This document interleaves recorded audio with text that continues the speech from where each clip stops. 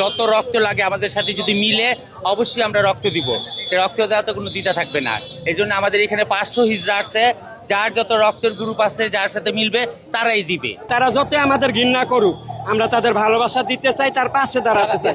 হয়তোবা আমাদের সন্তান হয় না, তাই বলে আমরা সন্তানের কষ্ট বুঝি।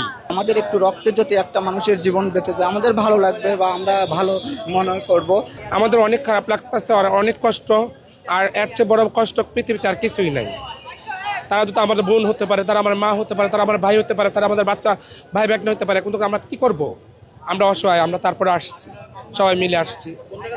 আমরা কেউ উত্তরার থেকে আসছে, কেউ বিশ্বর থেকে আসছে, কেউ মগবাজার থেকে আসছে, জায়গা জায়গা থেকে আসতেছে, বিভিন্ন এলাকা থেকে সবাই এসে এখানে জড়ো হইতেছে। এটা কালকে আমরা সবাই মিলে যখন দুপুরে শুনছি, রাত্রে এগুলো আমরা সবাই গুছাইছি, সবাই জায়গা জায়গায় ফোন দেওয়া খবর দিয়ে সবাইকে একখানে আজকে করাইছি। দর্শক, আপনারা দেখতে পাচ্ছেন তৃতীয় লিঙ্গের মানুষ যারা রয়েছেন তারা এই জাতীয় বানোপ্লাস্টিক সার্জারি ইনস্টিটিউটে রক্ত দেওয়ার জন্য এসেছেন। আমরা আরো কয়েকজনের সাথে একটু কথা বলতে চাই। আমরা আসছি বনানী থেকে রক্ত দিতে আসছি। যে কালকে যে একটা ঘটনা ঘটছে অবশ্যই সারা বাংলাদেশ জানে, আমাদের কাছে অনেকটাই খারাপ লাগছে যে আমরা তৃতীয় লিঙ্গের একজন মানুষ, আমরা হিজড়া সম্প্রদায়, আমাদের